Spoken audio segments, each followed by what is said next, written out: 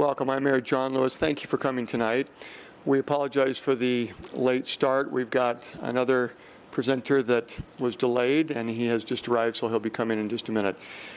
In Gilbert, we have a Parks and Rec Board, and they're here, and we wanted to recognize them, have them come forward. And Councilmember Taylor, you can at least introduce the chairman, probably right up in front, standing right here. We've got good color coordination. And over in here. And thank them for their efforts of a lot of work the last couple of years. But Councilmember Taylor, who do we have here? Thank you, Mayor. This is the best Parks and Recreation Board in the whole nation. And Andrea Peterson is our chair.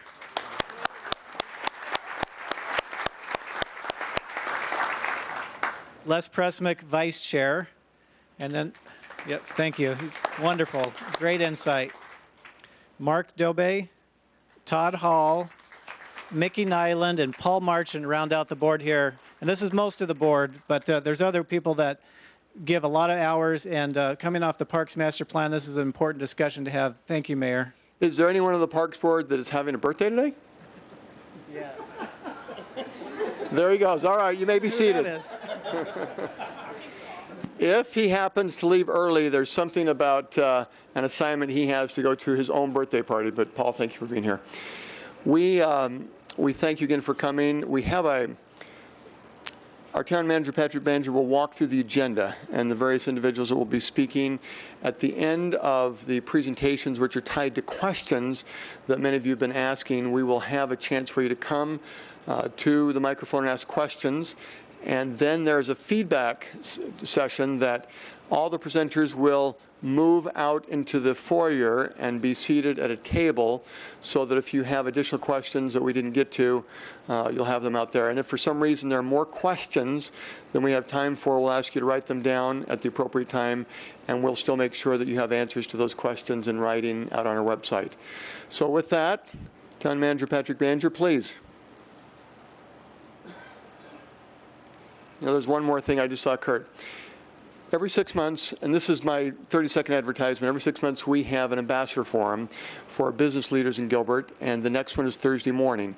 If business leaders here happen to have an interest, it's on our global economy, how we're connecting to Canada, Mexico, and internationally. And Kurt, if you could please stand up.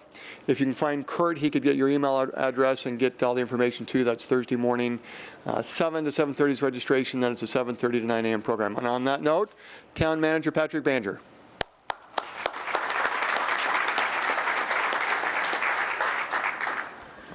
Thank you, Mayor. I wanted to run through an overview of this evening and the information that we'll present to you. We've got lined up, and this is our second open house on this project, this proposed project. We've gotten a lot of questions, and so we have a lot of what you're going to hear tonight is providing more information and additional detail and follow-up to a lot of those questions to try to answer as many of them that are out there in the community as we possibly can. The topics that we will cover tonight are the background on USA BMX, and we've got Bernard Anderson, the current president of USA BMX, and he's going to talk a little bit about his organization and their roots and their connections here in the Valley. And we've got Rod Buchanan going to talk about the Parks Master Plan and BMX and how this aspects of this project overlap with that. Then the development agreement, Mike Hamblin, town attorney, will go through the development agreement as it's currently proposed, the various aspects to it and the high points to that document. The economic impact analysis, we have Dan Henderson, the town's economic development director, as well as Jim Rounds from Elliott Pollock and Company.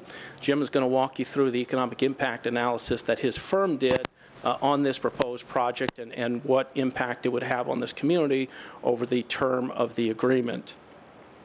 Then Dawn Irvine, who is the town's director of the Office of Management and Budget, will talk about funding and financing options for this project.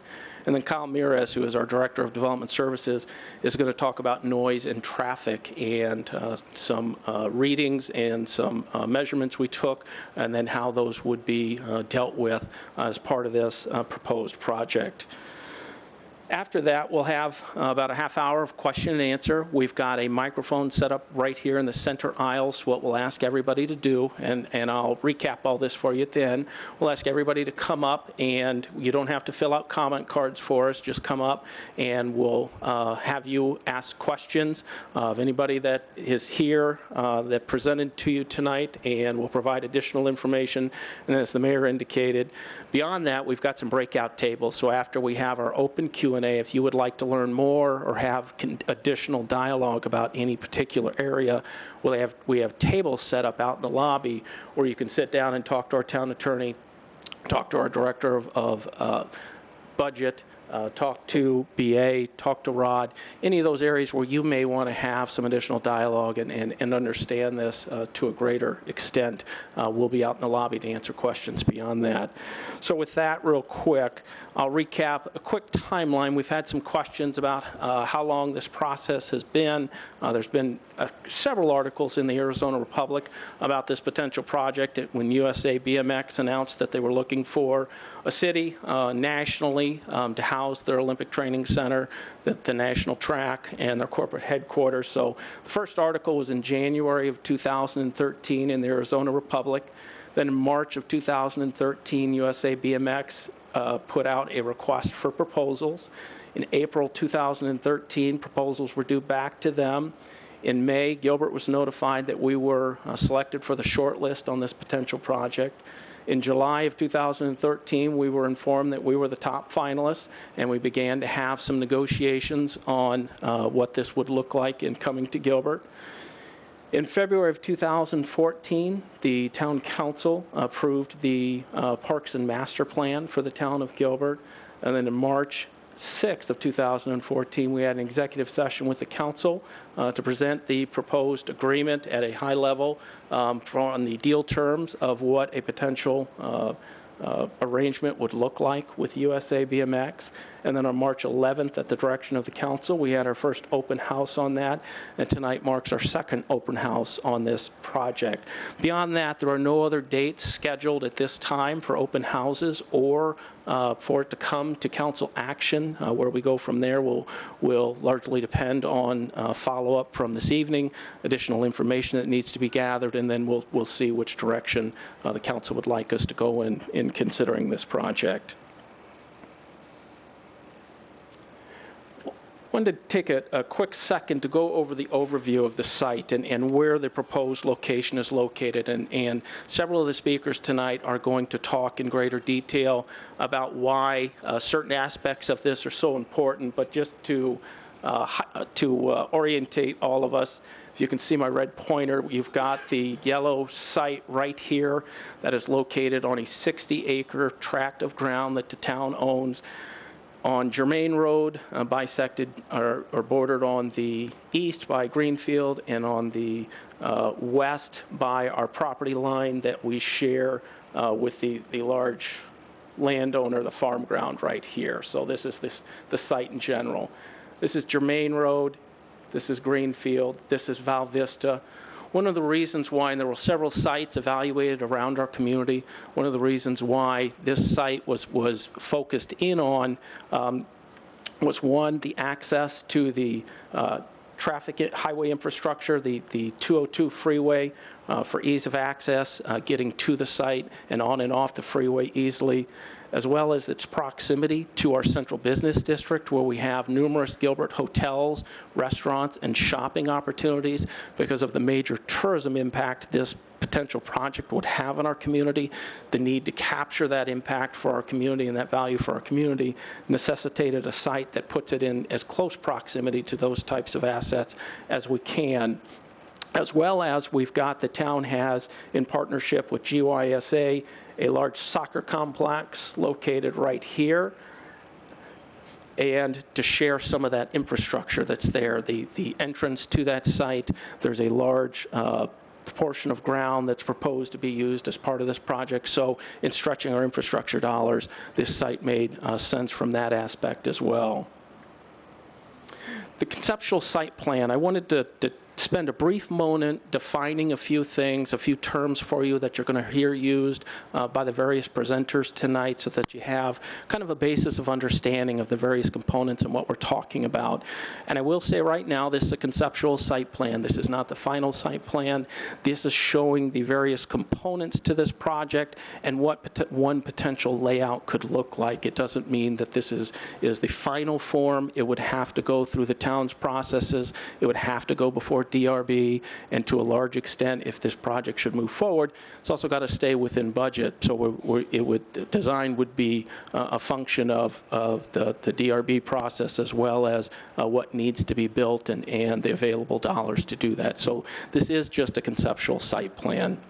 But to highlight a few things, you'll notice down in the left-hand corner a blue space called a public bike park. That represents a 1-acre bike park that was identified in the Parks Master Plan as something that received, and Rob Buchanan will go into more detail on this, but received a recommendation to look at putting something like that, a feature like that, in our community.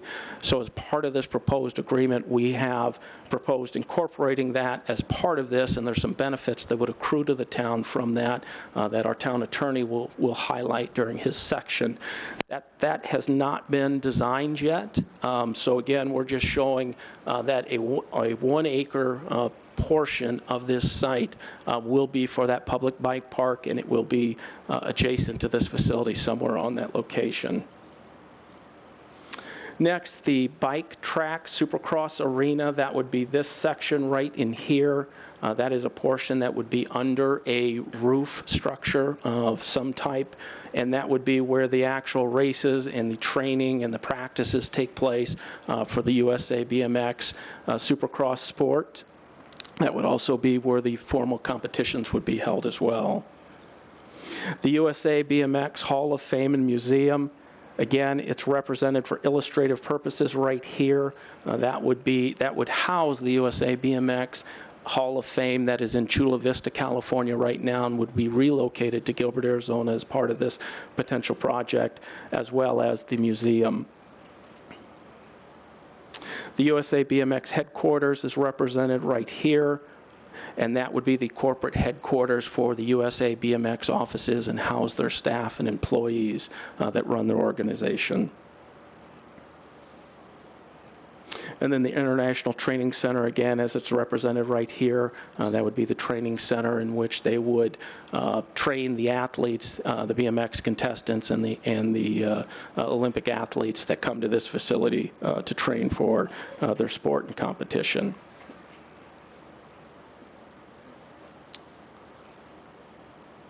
And so with that, I'm now going to turn it over to Bernard Anderson, the president of USA BMX, to spend some time talking about his organization and what they do.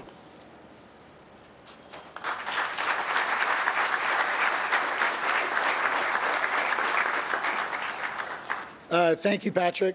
As Patrick said, my name is Bernard Anderson. I am the Chief Executive Officer, President of USA BMX. I'm also a resident of the East Valley. I've had the privilege of living here in the East Valley for the past 20 years. Actually, my wife and 14-year-old son are joining us tonight. My 12-year-old is pitching his first Little League game tonight, so I will try to be brief as well. So I'm not skipping for a birthday party, but maybe a Little League game. But just a brief history about myself as well. I've been with USA BMX for the past 20 years. I had the privilege also of working under Clayton John, who's also in the room. He was our past president for 27 years. I've been the president for the last 5 years of that. Not only am I the president of USA BMX, it's the first time that an actual racer has been at the helm of our sport. I started racing BMX in 1976 at the age of 6 years old. So I had the privilege of traveling all over the country racing BMX with my family. And one of my greatest memories was attending the Winter Nationals in, I believe it was 1978, at Chandler BMX, at the corner of Fry and McQueen. While there, we visited the ABA, which is our corporate name, the American Bicycle Association headquarters. To this day, even where I'm at today, it's one of the greatest memories I ever had as a kid, was visiting those headquarters. And it is something that I try to instill in my employees as well, when somebody comes to visit our office, that this is a memorable occasion for them. So please make it a memorable occasion that they will remember.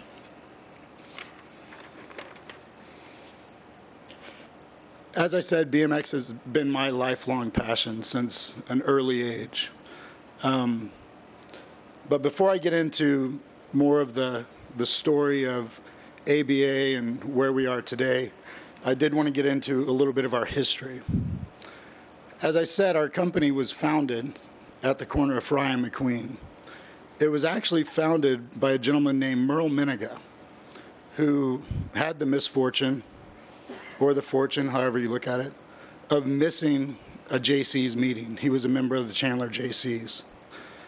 He missed the meeting, but at that meeting, they voted to hold bicycle races as a fundraiser. So being that Merle was the only one not there, they nominated Merle to run the bicycle races. So Merle, as he always did, grabbed the bull by the horns and started running the bicycle races in their empty lot, their parking lot adjacent to the Chandler JC's building, which also had a swimming pool right out in front of it at the corner of Fry and McQueen. And that went on for about a year. And it got to be so large, the Chandler JC's decided that was a little much for them. They didn't want to participate with that anymore. So Merle was also an entrepreneur as well, decided that he would approach the JC's and potentially lease the property from them to continue running, at the time, bicycle races. This was before BMX racing even existed. This was just bicycle racing. But it was on dirt, so they assumed the name BMX. So Merle continued running the BMX races now at this point, and then other tracks started popping up around the valley. Actually, one right here in Gilbert, not too far from where we're standing today, there was a BMX track. And at that point, he went to those tracks and talked about organizing the sport, creating rules, creating classifications, and then formed the Arizona Bicycle Association. That lasted for all of about 2 or 3 months, because around this same time is when the movie On Any Sunday had come out. They showed some bicycle racers at the start of the movie, and kids started imitating BMX all over the country. Long story short, April 1977, Merle Miniga formed the American Bicycle Association, traveled nationwide, organizing the sport, organizing BMX tracks, creating the rules, ranking the riders, and held the first ever ABA Grand Nationals at Fry and McQueen in 1978. So the East Valley is kind of hallowed grounds for the sport of BMX. So a little bit about where we are today. Currently, USA BMX has 71,000 members, right at 380 BMX tracks nationwide. We produce a 30-race national series, a monthly publication. We create the rules for racing, the rankings for the riders, and as well as the national event schedule. So one of the biggest days, besides the day Merle missed the meeting, would have been in 2003. So I believe it was February of 2003, the International Olympic Committee announced the introduction of BMX racing to the Olympic Games to debut in Beijing, China in 2008. At the time, there were still multiple organizations around the country sanctioning BMX racing, and unfortunately, it was kind of a detriment to the sport in the earlier years because the organizations spent more time competing against each other rather than focusing on the growth of the sport. So now today, fast forward again to 2011, the ABA and the NBL were finally able to come to terms, come to an agreement to merge under one umbrella, which is USA BMX. So now today, USA BMX is the sole BMX sanctioning organization in the country. And we also sanction BMX racing in Canada and Puerto Rico as well. So to recap, USA BMX is the sanctioning body for BMX racing. Currently 71,000 members, 380 BMX tracks, over 12,000 sanctioned events annually per year, a monthly publication. We create the rules of racing. We create the rankings. This is not a field of dreams. It's not a build it and they might come. If we say there's an event happening there, it's a guarantee. It will be there. So, where are we at today? Why are we all here tonight? In January of 2013, we issued a request for proposals for our national headquarters, museum, Hall of Fame, and a training center. We had responses from all over the country. Of course, our preference was to remain here in the Valley because, as I said, it is hallowed grounds. It's where I've raised my family, and it's where the 35 families that worked for us have raised their families, and we were very proud that they responded, and we're glad to potentially stay here in Gilbert, Arizona. So, with that, all of the international events and national events I've spoke of, I don't want anybody to lose sight of the fact that we are a grassroots level organization. We build BMX from the bottom up. This will be a community project for your kids, for your grandkids to enjoy for hopefully eternity. So with that, I would just like to close with this. As far as I know, this land will be developed in some way one day.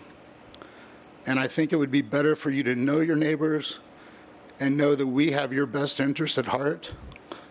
And we will always do the right thing in your eyes. Our goal is to make Gilbert, Arizona, the center of the BMX world, universe for that matter.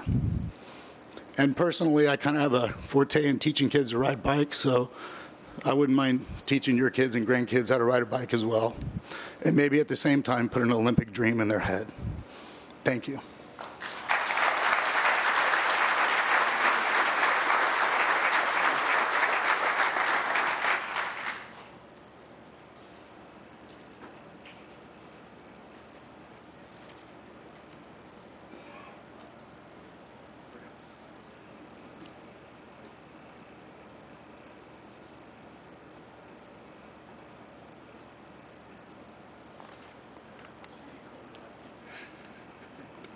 There we go. There's my slides. Good evening, everybody. I'm Rod Buchanan, the Parks and Recreation Director for the town of Gilbert. And I have 3 slides I just want to go over this evening, just to explain a couple of things that have happened here in Gilbert over the past years. And this slide shows that there's been a prior history of partnerships in Gilbert. Some of the most notable ones are listed here, and all of these agreements are different. And so let me say that again. All these agreements are different. And they all were developed to deliver amenities such as sports fields, tournament fields, pools, ice rinks, an observatory at the riparian, and libraries, all of which might otherwise not be possible without some sort of a partnership. Additionally, a common theme is that all of these agreements have needed resources from the town of Gilbert in order to leverage available funds to achieve desirable community amenities and programs at a reduced cost to taxpayers and the city. They each are providing a value in their own way to various segments of the population, and they provide a variety of diverse amenities for Gilbert residents and visitors to enjoy. Each one of these I will have at the table outside in terms of what each one of these agreements hold within as far as deal points and terms. So you can take a look at those if you're interested. Now, the master plan was just got adopted not too long ago, last month. Basically have over 50 references of partnerships, suggesting partnerships be explored in the plan itself. Here are three most notable ones for this particular project that would apply to this project. And one of the options that for our consideration here at the town of Gilbert in the master plan was to consider a partnership opportunity at the park site located at this particular location. And then consider partnering to provide future specialty parks and activities. And then another suggestion was to develop partnerships to share in the cost of construction and or operations of facilities. So just some key points that you'll hear later on. The deal points do address some of these particular options that were suggested in the plan. And then lastly, the master plan does support the idea of a BMX. And first of all, BMX was listed as an emerging trend in the adventure and non-traditional category of future parks and recreation interests that citizens will have. And then it's important to note that the master plan consultant, the master plan steering committee, and the Parks and Recreation Library Services Advisory Board all recommended in the plan that one BMX facility be constructed before build-out. And then specifically, there's some wording in the plan that talks about consider working with a private provider to identify a location for the construction of a bike park, a BMX park within the town. And then it does go on to suggest that this particular site be considered. And this is probably a really important part as well, leveraging this facility to support the community park recommended for this site. So in other words, the master plan has about 2 or 3 other options that are suggested for this site, that the infrastructure that goes in for the BMX facility would help deliver perhaps the other amenities that are recommended for this site. And now I'm going to turn over to Michael Hamblin, who's going to talk about some development and lease components. Thank you.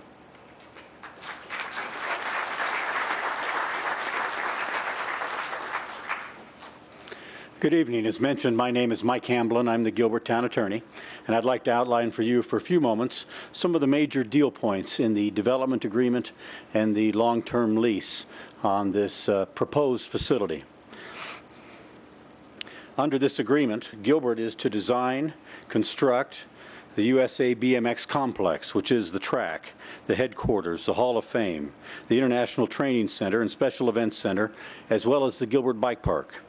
Gilbert is to provide up to $17 million of a $20 million project for construction of the track supports facilities, museum, Hall of Fame, and the headquarters. $14 million is for the track, event parking, International Training Center, the museum, and the Hall of Fame. $3 million for the USA BMX headquarters that the development agreement and the lease calls for the entire repayment back to the town for those $3 million. In addition, $1.5 million for a bike park and $1.5 million for infrastructure improvement. Finally, or nearly finally, USA BMX will provide $1 million into an account controlled by Gilbert for the furniture, fixtures, and equipment and any cost overruns. Gilbert has the bottom line control, pursuant to the agreement, of all construction and budget matters. In other words, there's a guaranteed maximum price over which Gilbert has entire control. Other provisions in the agreement are that BMX is responsible for the operation and maintenance of the complex for the 30-year length of the lease. USA BMX will pay $1.5 million over the life of the agreement for the operation and maintenance of the public bike park. There will be free Town of Gilbert use of the meeting space and facilities for at least 10 days per year. There will also be free USA BMX membership for all Gilbert residents. And additionally, there will be 25% reduction of weekly practice and race fees to Gilbert residents. The ground lease for the headquarters portion of the building, or the headquarters building, is at a rate of approximately $18,000 per acre, or 41 cents per square foot per year. And that will be the building in which the headquarters is housed. USA BMX will pay the town for the debt service expense, the principal and interest, to cover the $3 million cost of the headquarters building. Finally, some of the benefits that come to the town are 4 signature races, event races each year.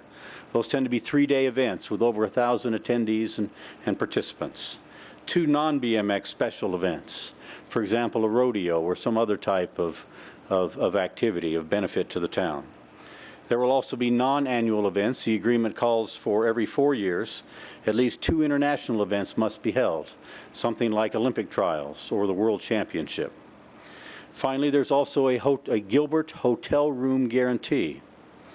And failure to meet the amounts set forth below results in a penalty.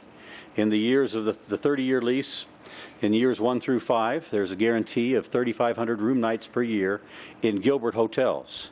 And you see that increases until you get to year 30, or years 11 through 30, the last 20 years of the lease, a guaranteed 5,000 nights of Gilbert hotel use, or nights in Gilbert hotels. Thank you so much.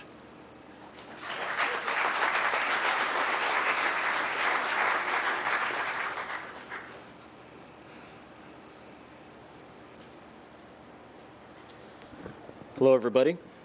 This is always the most fun part of the presentation when the economist gets up to talk. I tell people that I don't like to hang out with economists, and they think that I'm joking, but I'm not. When we do a lot of economic impact analyses, we've written a lot of the statutes that the state uses in its economic development programs, and I like to personally rank communities by those that know what they're doing, those that kind of know what they're doing, and then those that really don't know what they're doing. And Gilbert's always been in the top tier, from the mayor all the way down through to staff. And they wanted a very detailed economic analysis, and we spent a lot of time communicating with them because they had a lot of questions, and we had questions of them, and it ended up being a much more thorough analysis than what people would consider typical. And so a lot of due diligence has been done in the analysis. But what we want to cover is, how does an economy function? And this helps to understand why the town of Gilbert would want to go after a project like that. There's community benefits as well, and it sounds fantastic, but when you put these projects together, you have to have a business case. And think about how an economy functions. And so you make stuff within the community, or you provide services, and you send them out of the community. People send money into the community. It kind of bounces around, and that's that multiplier effect that you sometimes hear about. But then people in the community have to buy stuff outside of the area. We don't make cars in Arizona, so you buy a car, money exits and goes to another country or another part of this country, and then you have to make other stuff. And so you want to look at these projects in terms of, are they bringing in money in terms of their general operations, or are they also contributing in terms of tourism? Tourism is considered a base industry. Base industry is something that brings money into the area and allows it to bounce around. And so the operations at the track facility, the headquarters, and the additional tourism opportunities are what adds the value and adds up to some of the significant numbers that you'll see, or you may have seen already. And so there's 2 of these components, and not every project has that. And so you have these base industries. They bring money in. The spending by these base industries, whether it's the employees stopping by McDonald's on the way home if they work at an Intel, or the company hiring a janitorial firm, that's what I mean by the money's bouncing around the community. And that is what generates additional tax revenue. And almost nobody appreciates this. Very few people understand how multipliers actually work. When you have the ability to provide these supporting services within your community, it allows the multipliers to be greater, and there's a bigger fiscal impact. That's, I would say 99% of people people that deal in economic development in the state don't fully understand how those multipliers work. Gilbert staff does, and there's a lot of this providing services component to the analysis, and that's why the hotel nights was what was discussed previously, because that's one of the ways that you collect extra tax revenue. And so while there's these extra really great benefits of having these amenities for residents, you still have to make the business case, but this is what allows it to actually work. Let me skip this one. So if you have a community that has healthy base industries, it allows your local market industries to be stronger as well. And how it works is some of these operations, and Gilbert works on a number of them. This is just one that Gilbert's been working on over the last couple of years. If it's an operation that could really locate anywhere, then it's considered a base industry, and it's something that's bringing money into an area. You don't have to incentivize that McDonald's that might be down the street. It's going to come here because of the population. It's going to come here because of the income bouncing around. But these base industries, like this particular project, is something that could locate anywhere, and that's why you have to have a partnership between the community and the operation. And even though you hear about base industries, I gave the Intel example, but Intel sells a product. The money's come into Arizona. Like I said, it bounces around the community. It creates local market jobs. It creates income. And then the money exits, and then you have to keep doing that. But even though tourism isn't a tangible product, it's still somebody bringing money into the area. And so that's really what made a lot of these numbers pencil out in terms of whether or not this was going to be a good project for the town, the tourism component, and the operations at the track. And to quote the best actor of all time, Will Ferrell, if you're not first, you're last. And if you're a fan of football, it's the same thing. I'm a 49ers fan, and so the last 3 years have been absolutely awful. Because if you don't win it all, it doesn't matter. If you don't get the project, it doesn't matter. You don't get a pat on the back for being second. And so if anybody has concerns about why Gilbert wants to really focus on these things and try so hard, it's because of this. If they end up being second on the list for locating a business or locating this particular project, it doesn't matter. That's why communities have to work very hard, and it's become very competitive. And so that's why you want a good economic development staff within your community. So to get into some of the boring stuff, there's different numbers that are measured when you see these types of studies. One is output. And think of output for a project kind of like a little mini measure of GDP. When you hear about the economy and how the economy is doing, they'll say GDP growth at the US level is 2.5%. They're measuring just all the economic activity that's occurring. So that's basically the GDP figure for a project. Wages are calculated, and employment is calculated, and some of that has to do with the multipliers, the extent that all these monies can keep bouncing around and creating more local jobs. And there's also different types of impacts. You have direct, so that would be the operations at the tourism site or within the track headquarters. Then you have the spin-off jobs. So like I mentioned, if they hire a janitorial firm, that's an indirect use. If people that work there and or at the janitorial firm as well, they'll spend their money and they'll go to the Walmart or the McDonald's, and then that'll create induced employment. So when you work on these types of projects, let's say you're targeting 100 jobs. You might not only need to generate maybe 40 to 50 in order to get that 100 level because of these spin-off benefits. And so the economic impact and the numbers associated with it end up being quite a bit larger than you would normally anticipate because of how money bounces around the economy. Let me skip that one. So let's get into some of the numbers. If you look at the 30 years, and 30 years was asked because this is the length of the agreement, the total economic activity is about $1 billion. That seems very large, but it's over 30 years. But this isn't the most important number. This just gives you an idea of the scale when you look at a project like this over a larger period of time, and that's because of the operations and the tourism activity. Look at the bottom portion. I think this is the most telling. So in terms of tax revenue, when you add everything up, so the operations in terms of the direct tourism benefits that then trickle throughout the economy and add up, and then at the facility itself, it ends up generating tax revenue for the state of about $32 million. That's quite a bit For the county, $14.4 million, and for the town, $13.1 million. And so these are the numbers, the town numbers specifically, are what that's what staff looks at when they try to figure out how a project might fit within its long-term economic development plan and its recreation plan and kind of everything else, and Dan's going to touch on that in just a minute. This is a little bit difficult to see, but if you break it down further, there's economic activity that occurs during construction. So when you're building something, you have construction workers. The construction workers spend their money, and that bounces around the economy as well. That generates almost $190,000 in town revenue. Operations of the facility itself, bottom number, about $5.8 million. And then the biggest number, tourism, $7.1 million for the town. That's how you get to the $13 million figure. And so the reason that these numbers can be so sizable is that there's multiple components. There's a lot of projects where it's just the operations itself, but it's really these tourism benefits that make things add up. And the one thing that I would note, even though it has a very long time frame, the 30 years, one number that was a little bit conservative is the ability of the town to provide hotel rooms for some of the visitors over the short term. And a very conservative number was used in terms of growth over the longer term as well. So the numbers might even be better than what are being displayed here, but we wanted to be conservative. That's usually how you want to approach something when you're trying to develop responsible numbers.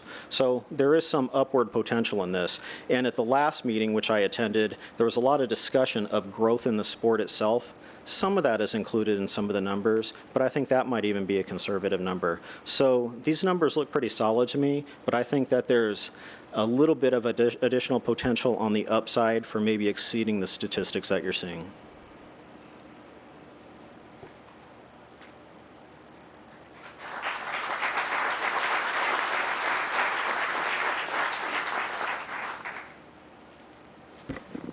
Thank you, Jim. My name is Dan Henderson, and I'm the Economic Development Director for the town of Gilbert. Some of the things we wanted to focus on, and what I'll show here in the slides, are essentially the economic impact that Jim talked about, and beginning to focus that on site location. And so this map here to my left begins to narrow in on one of the sites that became very attractive for this operation. Particularly as Jim was talking about the spin-off revenues and the spin-off impacts, as well as the direct impacts, we want to be able to focus that. We want to channel that, and we want that to be in a centralized location for Gilbert, such that we're able to capture not only the sales tax dollars, but also the room nights. And then as tourism comes in as a result of this operation and these races, we want to make sure that the guests, the tourists, have other amenities to frequent, to look at, to spend their time. And so as a race ends up on a Friday night, the family may want to go out for a movie and visit things at Santan Village Center. We also want to make sure that their hotels are in close proximity to the site. And so one of the attractive things of this current site that we've located here on the map to my left is that proximity, if you will, to the localized amenities. And so as we break down the economic development side of it, we are looking at things like base industries and the role that those jobs have in the community. And just to be clear, this is a retention effort of ours. We are trying to keep the corporate headquarters here in the community. And so some of the project components need to be centrally located so that they provide those greater opportunities for the tourists to spend money, to enjoy the amenities of the town. We also felt that this site was consistent with the park's master plan, and this bike park, which is open to the public, is an important amenity that is delivered with the overall location of this site. Finally, just to reiterate the direct impacts that Jim talked about, we begin to look at those 4 signature races, those 2 non-BMX special events, those summer camps, which we haven't really talked about, which ultimately are led by Olympic medalists. And then the non-annualized events every 4 years involve those Winter Nationals, Grand Nationals, World Nationals, qualifying events for, for those Olympic athletes. And then we get back to what Jim mentioned, which are those direct revenues. And I call your attention to the fact that not only were these rooms bargained for, $3,500 the first 5 years, $4,000 over the next 5 years, 6 through 10, and then the remaining 11 through 30, 5,000 room nights. That equates to about 137,000 bedroom nights that we have bargained for in the context of this negotiation. Next, as we begin to look at those dollars coming into the community, I leave you with the fact that that direct minimum revenue is $13.1 million. Next, Don Irvine, our budget director, will discuss some of the different options for funding.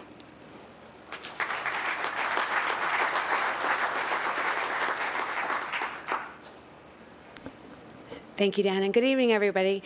As Dan mentioned, I'm Dawn Irvine. I'm the Director of the Office of Management and Budget. As we approach this project, as we would approach any project here at the town of Gilbert. When we look at the right funding sources for a particular project, we have a multitude of choices available to us, and we want to make sure that we choose the one that would be the most responsible one, and one that we could look back years to come and recognize that we'd made the right decision from the very beginning, and that's definitely our goal. So as we look at that, we have a combination of options available to us, including cash, some of our cash on hand, our fund balance, what you would consider equity or pay-as-you-go financing. We also have opportunities for debt financing as well. Now, I'm told, much to my surprise, that not everybody finds finance nearly as exciting as I do, so I won't go into too many of the differences between the tax-exempt and taxable bonds, but can certainly do so in the breakout later on. But what this does mean is that for the portions of a project that would be of a direct public benefit, there's a tax-exempt status available for those bonds, which would result in a lower interest rate. But then again, for the portion of the project that would be more of that private benefit, such as the administrative headquarters, where BMX, in this particular arrangement, USA BMX would be paying that debt service payment, that would be at a taxable rate. That would be a slightly higher interest rate than what you would see for those types of projects that would receive a direct benefit, public benefit. And we can break out the projects in many different ways.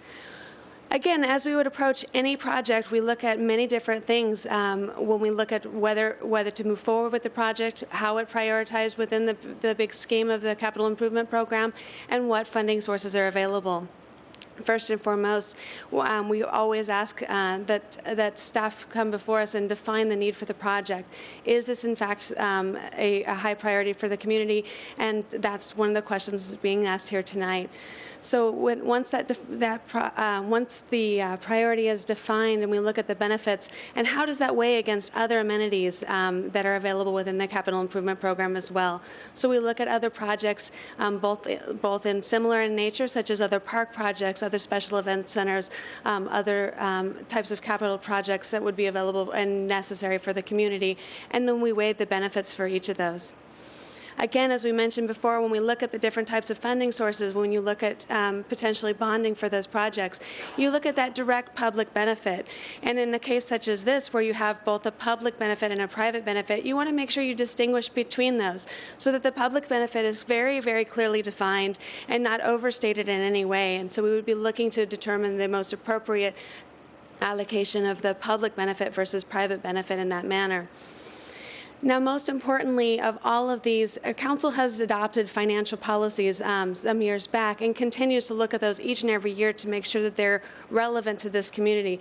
Those financial policies are absolutely critical to ensuring that every decision that we make today leads us towards the goals that we're trying to accomplish tomorrow. And so as we look at this project, as with any other project, it needs to be consistent with those financial policies. Anything that we do for any capital improvement program, any operations whatsoever, we want to make sure that we're doing that consistent with those financial policies.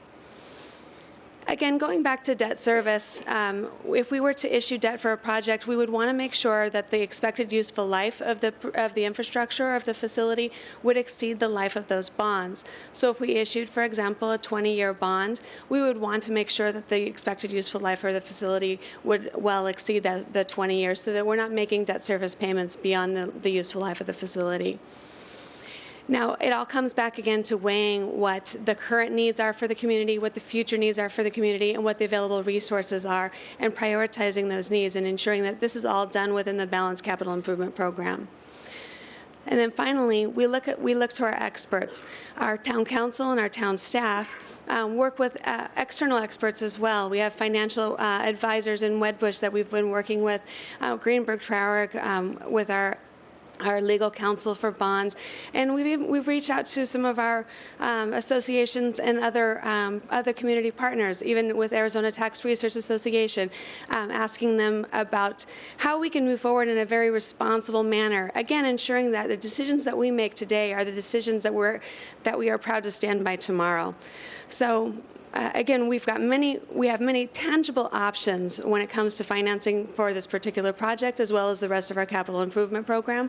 We'll continue to look at those particular options, and then should the community choose to move forward with this, should the town choose to move forward with this project, we would move forward with that in the most responsible allocation of funding possible.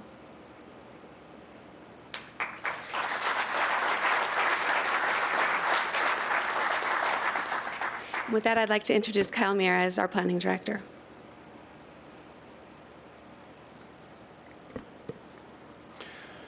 Good evening. I'm Kyle Maris. I'm the Director of Development Services. And I understand at the last open house there was a lot of discussion that concerned traffic and noise. Both are very important issues that need to be addressed and dealt with and impacts minimized to all extents possible. So. To start with, I'd like to talk about noise, but in order to do so, I'd kind of like to paint a frame of reference. We talk about noise levels in decibels, so I think it's important at some level to understand what some of the decibel levels are as we talk about things. And in just a second, I'm going to put up the town's noise ordinance so that you can see that, but this kind of paints that picture. A normal conversation, such as what we're having now, is somewhere between 60 and 65 decibels. A vacuum cleaner is about 75 decibels. City traffic, when you're traveling along an arterial roadway, such as Val Vista, and you're inside the car, it's about 85 decibels. And when you're out in the backyard on a Saturday afternoon mowing the yard, your lawnmower's putting off about 100 decibels. So the town's noise ordinance is measured from within a residence with the doors and windows closed and continuous for 15 minutes, and the readings must be twice in a given hour. It's 55 decibels before 10 p.m. and 45 decibels after 10 p.m. So you can see that the intent behind this is for folks that are inside their home to be able to enjoy their home so that they're not negatively impacted by the nuisance of noise from the outside. In order to sort of gauge the noise from BMX, we sent one of our code compliance officers to 7th and Alameda in Phoenix during a recent BMX event. And I'll explain why these numbers, the distances are important in just a second. But at 150 feet, the readings were between 55 and 64 decibels.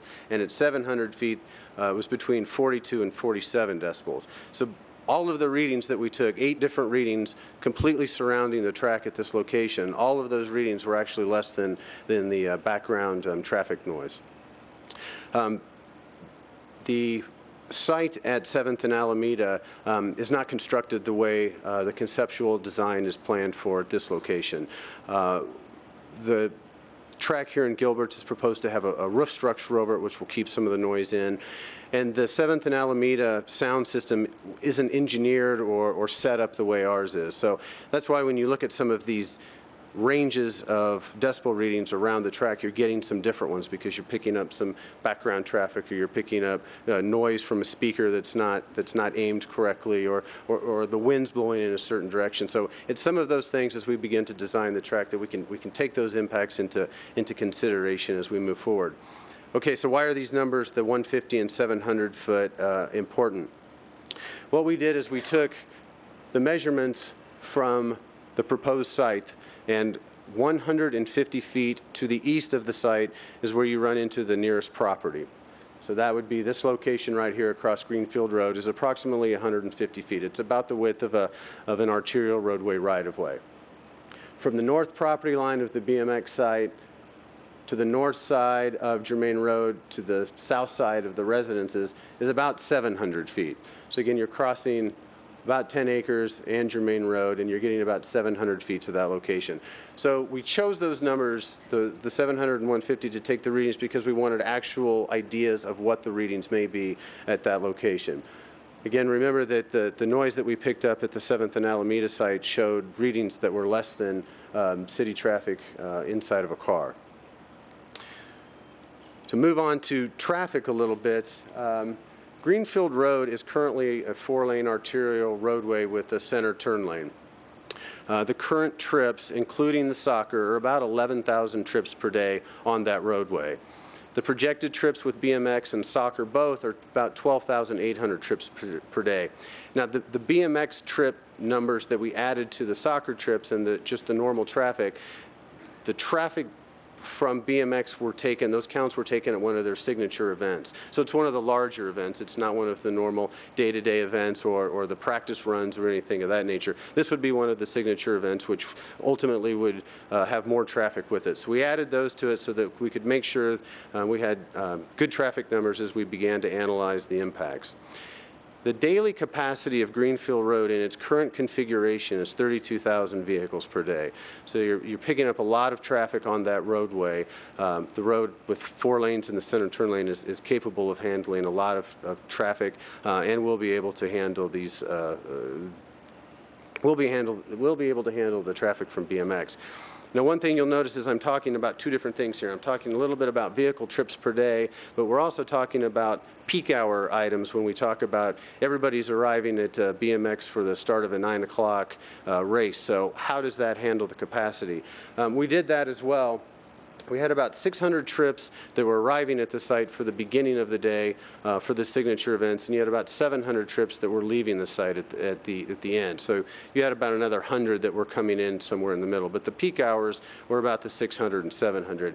You can see with the capacity of the roadway and the way we do our signal timing and we've built out our system, our analysis shows that the roadways around this site will be able to handle that traffic.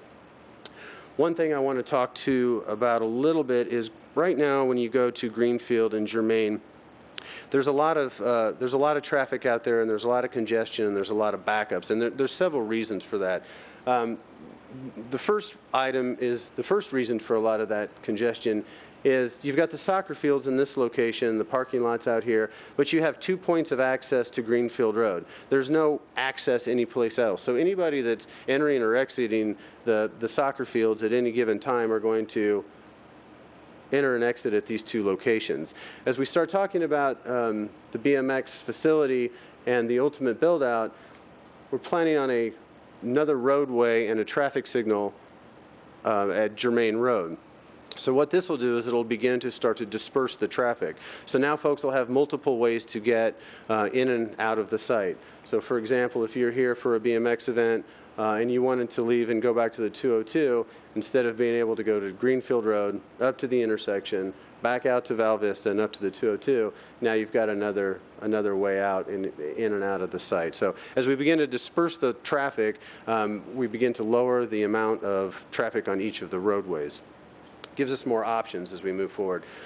Another reason that you see a lot of traffic out there right now, a lot of the congestion, is Germain Road currently is a 2-lane road, and this intersection is not improved. So anybody that's entering Germain Road, say from Val Vista and the 202, is backing up in this location, and you're getting a lot of backup again, as we mentioned, along Greenfield Road. Because of that, Germain Road is being improved. Germain Road is part of our capital improvements program and is planned to be. Let me move to the next slide. Construction on Germain Road is due to begin this summer, and it should be completed in March or April of 2015. The construction of the roadway is going to be a 6-lane arterial roadway with a center median, so essentially 7 full lanes with the median in the middle. It's important to note that because of the traffic that's on Germain and that's on Greenfield now, we're building out Germain. It's part of our capital improvement program. With or without BMX, that project's going to move forward. We've done that in a lot of different locations throughout the town. You've seen us increase our capacity in our arterial roadway system so that we can build out our grids and hopefully help with traffic. So I wanted to make that point that, you know, even if BMX weren't coming, Germain Road is coming, and you will have a new roadway there, and that's going to help also with a lot of that traffic that you see on Germain and Greenfield. The current vehicle trips on Germain Road are 11,396. The projected trips with BMX and soccer are up to 15,500. Again, that's with the signature event taking place. The daily capacity of an arterial roadway such as Germain is 54,000 vehicles per day. And again, I mentioned we looked at the peak hour trips as well, and we can absolutely handle the capacity or the traffic generation that BMX would be adding to our system. One of the busiest roads in Gilbert is Val Vista. Val Vista currently in its busiest location handles about 45,000 trips per day. So that gives you some sort of idea of the number of trips, because I know you've all been on Val Vista, so that gives you an idea when you see how busy that roadway is. Val Vista Road has the same capacity, and it's still about 11,000 trips per day below its ultimate capacity. Other ways that we can handle capacity issues if we needed to during BMX events, signal timing. Our traffic operations center has the ability to go out and change signal timing. So we can make green lights longer, we can make right turn lanes longer. I showed you that there's a proposed signal at the entrance to BMX onto Germain Road. So as we're able to time some of these signals, there's that location, as we're able to time some of those signals and move traffic, we're able to move it away from the site and onto the surrounding network. I wanted to go back to this map because it's important to note that in every direction from the BMX site, the roadways are completed or being completed. So Germain Road is being improved, as I mentioned, to a 6-lane arterial roadway. Greenfield was constructed recently. This leg of Germain will be improved as well. Queen Creek is improved. Higley Road is improved in this location. So as you begin to look at traffic leaving the site, and if they're heading toward the 202, you'll have a fully improved 6-lane arterial to a fully improved 6-lane arterial to a state route to the highway. So we feel that the capacity is there. We've done a very good job of building out the grid network in order to handle the capacity as we go forward. So with that, I'm going to turn it over to Vice Mayor Eddie Cook. Thank you.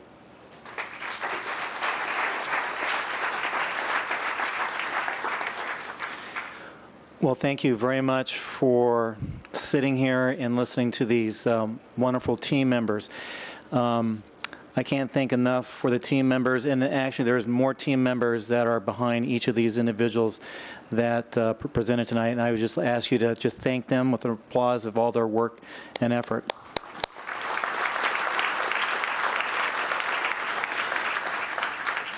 One of the things that we think about in leadership is that we think about Gilbert being a clean, safe, and vibrant. And those things are very important to us.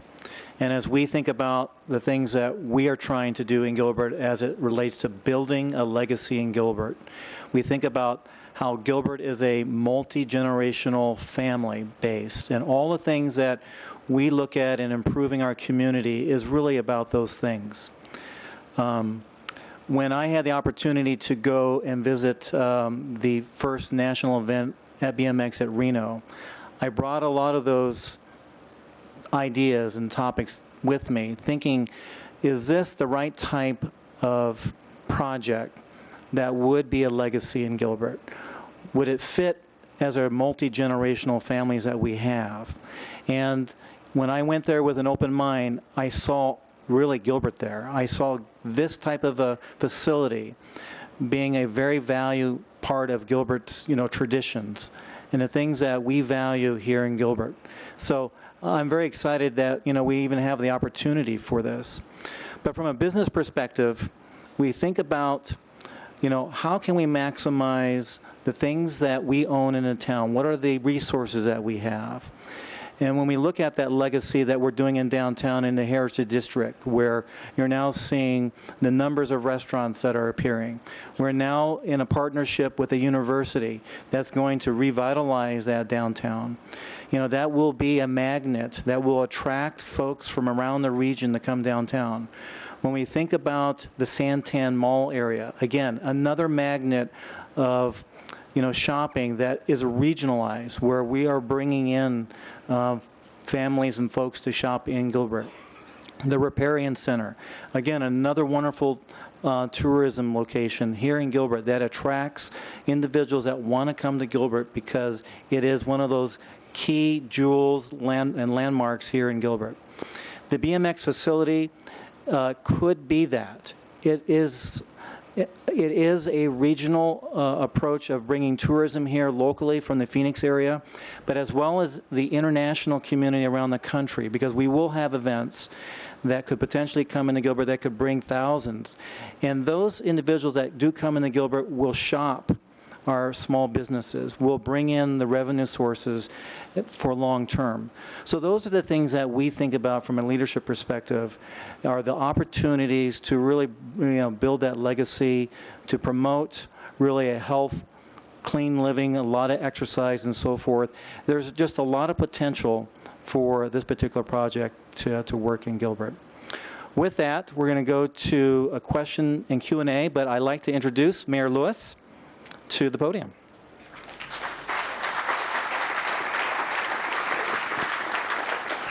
Before the meeting starts, there were several questions, and I'll look to our town manager, town attorney.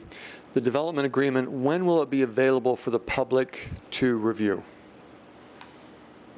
Sure. Mayor, if I could answer that question, Mike.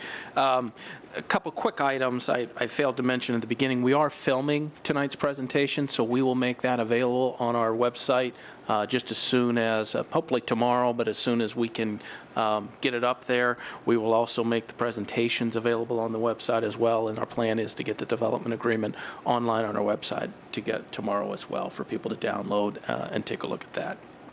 Thank you. Before I open it up for other questions, is there someone who has a birthday that wanted to ask a question before they are taken to Joe's Barbecue for a free meal? Paul, come on over. Paul's a member of our Parks Board. One, you'll set the stage, and let me just give this background. We do have meetings that are posted for public hearing purposes, and that means you can come, and typically you'll have about 3 minutes to give your opinion.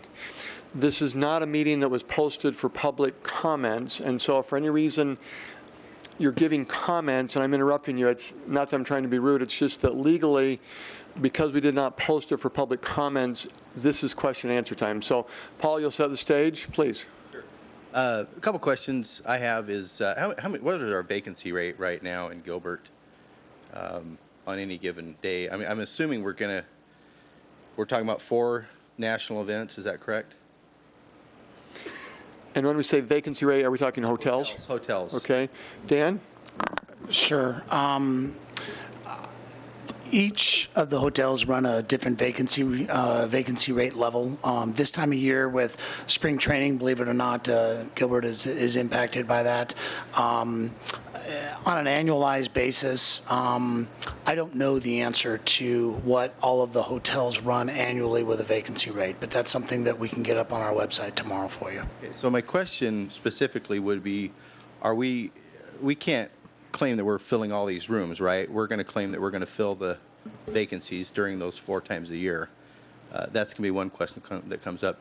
I looked at the number at $1 billion. It's a big number. I calculated that, and I'm not a math guy, but I think that works out to $1.5 million per BMXer over the 30-year lifetime. So that just seems a little high. Let's do 2. First, just sticking with hotel rooms, and then Jim, I'll have you talk about the billion. That's a similar question that I ask. How do we know that those hotel rooms are being filled? And the feedback that was given to me, and either Dan or Patrick could comment on it, was that there are a certain number of rooms that will be set aside for a BMX race. Is that right? And can you fill that in? Mayor, members of the public, that is a correct statement. So, roughly total rooms in Gilbert is 554. We then had to understand the impact of how BMX families occupy rooms, and they handle what is called sort of a double-double, which is essentially a room that accommodates a double bed. So whereas the business traveler may want a king or a queen size bed, the person coming in for a tourism event event that brings with him or her their family seeks out those double occupancies. And so rooms with 2 beds are 439. And so essentially with the total number of rooms, we're looking at about a 50% maximum room block. The manner with which we track that is the USA BMX, as they do an event, they will work with each hotelier, so to speak, and develop a room block for those rooms. So each hotel will have the ability to report directly, whether it's through USA BMX or directly back to the town, as to how many rooms were physically occupied. There's one other element there, pardon me, there's a Smith Travel Report is a monthly report that we use that gives us essentially monthly vacancy rates and what the occupancy of those rooms are. So we have 2 mechanisms to understand the occupancy level of those hotel rooms. And my final question, and I'll just say, and Paul, back to the billion, I didn't give Jim a chance to answer that. Sure. Mayor, could I add 2 quick comments in regards to the hotel rooms real quick? One, the way this agreement has been structured, the proposal is if they do not hit those room night guarantees, then there's a financial penalty due to the Town of Gilbert from USA BMX. So that's one. And then secondly, in the hotel industry, and maybe Jim, with your answer on the economic impact, it's very common once you start hitting annual occupancy rates somewhere in the 70s and the 80s that you will actually then see the trigger pulled for additional hotels to be built within a certain sub-region. It's one of the most tracked industries there is. They know exactly where those room rates are, and they will very quickly pull the trigger and begin construction on additional hotels. And in 2013, we ran a 70% occupancy. So your question was, what was the vacancy? It had a 30% vacancy in 2013. Well, my concern is if we block these out, are we bumping people out of rooms? I mean, is it just lost revenue? Sure. Yeah, and I want to preface it all, and I'll get out of here and get to Joe's. I'm a big fan of BMX. I don't want to come across, and certainly don't have any problem with private-public partnerships. But anyway, grateful for BMX, but do want to get into the details of that. Sure. Thank you. Thank you. And Jim, I don't know if we gave you a chance on the billion to answer. I wasn't sure what the context was, so much per BMX rider or whatever. Can you repeat that number? The number came up $1 billion. I did it, and I probably did it wrong, so I'm not a math guy, but I think that you have 70,000 current BMXers. I mean, I think that works out to 1.5 or close to 1.5 million per BMXer over 30 years total, just in Gilbert. Well, no, and my family's in the cattle industry. We everything has to pencil up, and it just doesn't pencil. It's difficult when you have to look at numbers over the life of a project, over the life of an agreement. When you break it down to annual numbers, at least for me, it makes a little bit more sense. And so just for some perspective, my colleagues' numbers, total visitors, and these are the athletes plus the spectators. And this is why these types of events can be very impressive in terms of the numbers. You have baseball facilities that can have the same type of thing, because it's not just the people that are riding the bikes, it's their family and others as well. Right. So for example, the number, and this was provided by the organization based on actual activity, total visitors, athletes, and spectators, annual events, 27,000. So when you reduce it down to that annual perspective, you can kind of see, would we see over a year enough to fill up a basketball stadium? Yeah. Okay, so it makes a little bit more sense when you look at it on that annual basis. That's why I wanted to skip past that $1 billion figure too. I mean, if I'm loaning $20 million, I'm thinking I would get what, $1 million back, $800,000 a year. I mean, that's just like an investment return. Is that what we expect to get back? I mean, my numbers are probably half of that. Well, staff will have to talk about that, but that's the basic question. This is the question that you have to ask on every economic development project in the state, and this is stuff that a lot of other states don't ask. You have a state like Texas, where they'll give away $20 million on a project that'll return $1 million because they can afford it.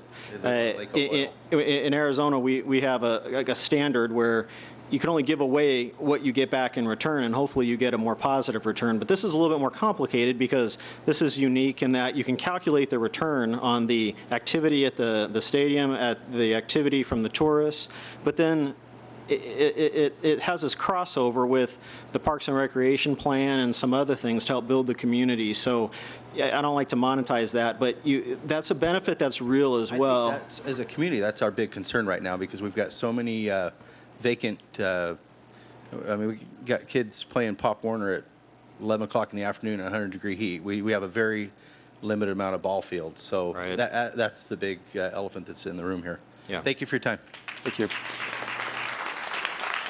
So to the panel, we started about 20 after with questions, and we'll give our 30 minutes and go till 10 too. We'll try and get as many in as possible. I can see some leadership, so you've been lining up, and we'll just continue to do that, please. Hello again, Mayor. Hi. Okay, so my question is not so much just about the actual physical facility, the athletic facility. My question that was not brought up or talked about at all was what's the future of the collegiate cycling? BMX has actually, become a part of the collegiate cycling tour, and I was wondering what is the projected academic future for these future Olympians, as it has been with myself. BMX has been very beneficial to me, giving me a full ride scholarship to GCU, and I was wondering if that would be in any consideration with other colleges that are not only local, but expanding that to U of A, ASU, as well as GCU. Thank you. So Is that a BA question? Yes. Thank you, Mayor. Dominique Daniels, our 4-time national #1 girl pro as well. So thank you for the question, Dom.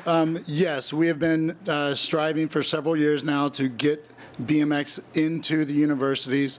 Currently, there are 17 universities, GCU, as you know, being one of them, that offers BMX scholarships for BMX athletes. We actually just hosted the Collegiate National Championships in DeSoto, Texas this past weekend. So there are universities coming on every year. Any university that has a cycling program is currently looking at BMX. So yes, there are more to come. So we'd love to talk to St. Xavier about getting something going with them, and ASU and all of them here in the Valley. So absolutely, there will be more to come. excellent. That's what I wanted to hear. Awesome. Yeah. Thanks, Tom. Thank you. Please. A little short for me. My name is Tim Daniels. I'm actually the cycling coach at Grand Canyon University. I have a two-part question. One is international. As part of my job, I actually travel with cycling athletes, and we've probably visited 32 countries over the last 2 years. Big question, will those countries be allowed to come and practice here in Gilbert? BA? Yes, absolutely. That is one of the main reasons for a need of this type of facility. As you well know, there's only one Olympic-level BMX track here in the States.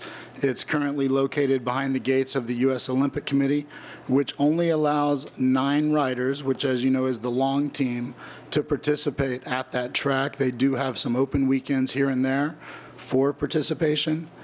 But one thing about USA BMX, we're no different than the NFL, Major League Baseball, or the NBA. If you want to be a star in our sport and you want to excel, you have to come to the United States to do it. So we will absolutely open up the facility for all foreign athletes to participate. And there's many countries already chomping at the bit, you might say, to be the first ones in there. So yes, it will be open to all international. Second question, as a parent of 6 kids in the Gilbert Public Schools, from kindergarten to high school at Mesquite, what do we have planned just for our local kids here? Well, one of our largest initiatives that we've launched in the last year and a half or so is a STEM program, science, technology, engineering, and math, which we all know is a great word in education right now, and everybody's striving to do more with STEM. So we created a STEM program based on how to assemble a bicycle. So the circumference of a wheel, the wrench is a lever, the rollout of a gear. It's the first STEM program ever associated with an actual sport that you can go participate in when you're done. The goal of the program, you get 5 bicycles, 5 helmets, 5 memberships, the tools, the gear to put it together, and all the curriculum that a teacher can use to teach the course. As soon as those racers or riders are done with the course, they immediately can take that bike out to the track to participate. Thank you very much, Mayor. Thank you. Oh, yeah. Mayor Lewis, I'm Tom Watkins. I live just east of Discovery Park. I have an economic question. I saw $20 million of expenditure for building the complex. Don mentioned a 20-year bond. Let's take 4.5%. That amortizes out an additional $10 million of interest. The monthly payment by Gilbert on those bonds will be $120,000 a month, $1.44 million a year. Now, the cost of the land was never discussed. I heard 60 acres. I saw 10 acres. So let's say it's 10 acres. Let's say it's worth $500,000. So there's another $5 million. So we take $20 million plus $10 million interest plus $5 million for the land. We have $35 million Gilbert is expending. Isn't that a gift to a private enterprise that a lot of us can't participate in? And how much would it cost to build a Discovery Park clone in that 10 acres? So that's my question. Isn't it that much, and what would a park cost? I think between Patrick and Dawn, either one of you. Mayor, maybe if Dawn and then Mike Hamblin.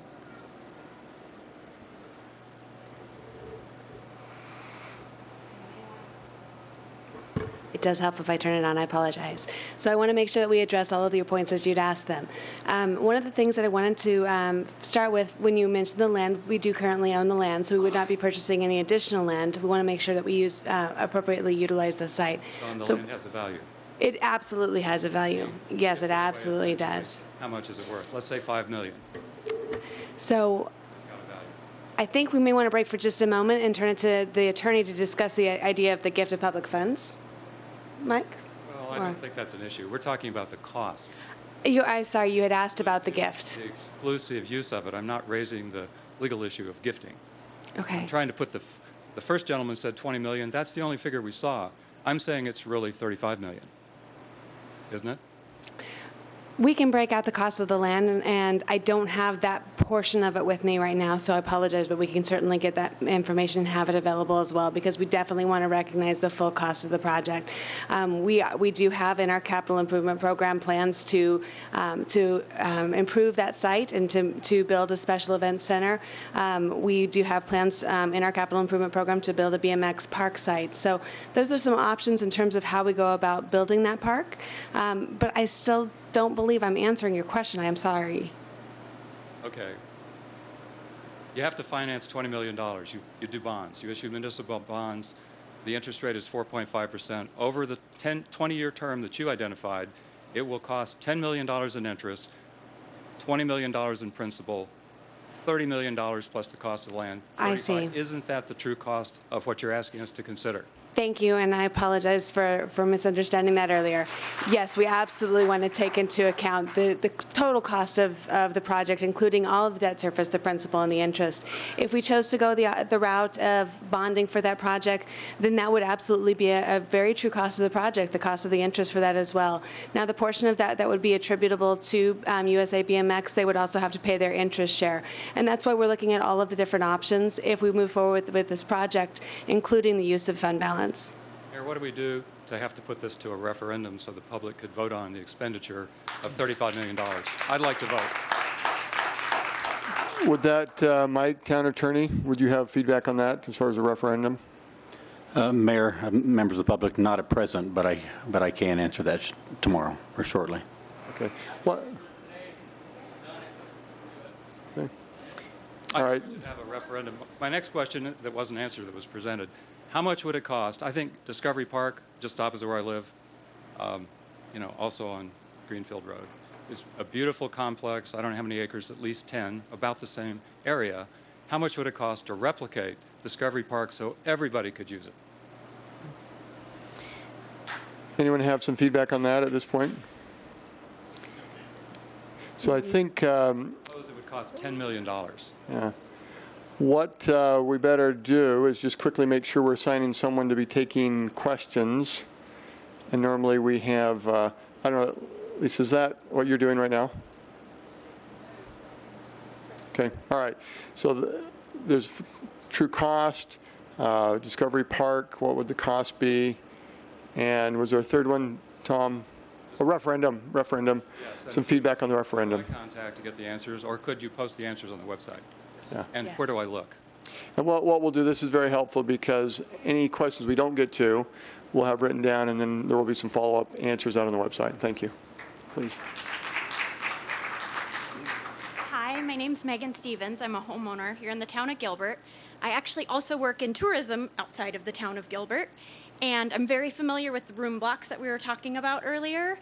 I'm curious, what is in the agreement between Town of Gilbert and USA BMX to ensure that those room blocks are done with Gilbert hotels and fulfilled at Gilbert hotels versus having slippage to neighboring communities? Dan? Sure. What's in the development agreement are minimum guaranteed room nights for Gilbert hotels. So we've bargained for, in years 1 through 5, 3,500 Gilbert room nights. In years 6 through 10, 4,000 room nights. And the remaining of the term, 11 through 30, is 5,000 room nights per year, for a total of 137,500 room nights that we've bargained for in Gilbert over the term of this agreement. And then I believe somebody had asked in one of the initial questions what were the mechanisms that we were going to use in order to track that, and we were going to be working with the hotels directly through their room blocks to ensure that those room nights are indeed blocked and occupied through USA BMX events. Is there anything written into the agreement that would ensure that Gilbert hotels are filled first, if you will, if an event is so large that, let's just say, they have to pull in a Mesa hotel too or something of that nature? Sure. Good, excellent question. And I believe with the guaranteed Gilbert hotel room nights, those guaranteed minimum room nights, obviously. As far as overflow, as I alluded to, we have, 549 rooms total, roughly 449 rooms plus or minus that have the double-doubles that allow for the tourism impact. So we didn't talk specifically about above and beyond the 3,500 if they are dedicated directly to Gilbert, but it's advantageous for USA BMX to book those rooms. Does that answer your question? Thank you. My pleasure. And to our town attorney, there have been other public-private partnerships that we did not clearly get Gilbert hotels, and is that in the contract? Or in the Mayor, members of the agreement? public, that's correct. There have been other agreements, but this one has these provisions with specific clawback provisions for payments to the town if those Gilbert hotel room nights are not met.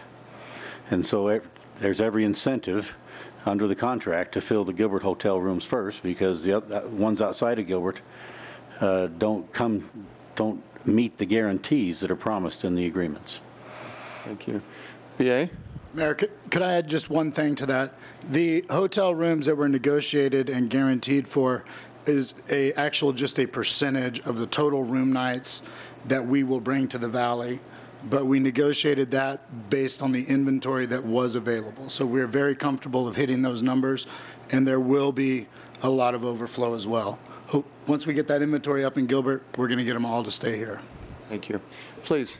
Hello, my name is Meredith Simpson. I'm a homeowner within a mile of the proposed site, and I represent several like-minded families with 3 questions. Have you considered the needs of South Gilbert residents for a multi-use rec center? It is closer for South Gilbert residents to take community classes, tennis lessons, etc. at the Tumbleweed Complex in Chandler. We've been doing it for years, and Chandler is getting our money. Freestone is too far. What are the proposed ways to meet the diverse needs of families in South Gilbert? And if you say a clone of Discovery Park, I will not be happy, because Discovery Park, while lovely, offers no services and very few amenities. Thank you. Rod? Thank you for your question. The Parks and Recreation Master Plan does call out for a community center in the south side of town. So there's 3 major things that the master plan suggests that we build and consider. And the community center, an aquatic center, and another regional park down south in the south side of town. So that is the in the master plan. And so although there's no concrete plans at the moment to do so, it does identify locations and potential sizes and types of programming elements that would go into those. Why has a facility like this taken priority over the multiple diverse needs of people who already live in this community? Using our tax dollars, that's correct. Thank you. Thank you.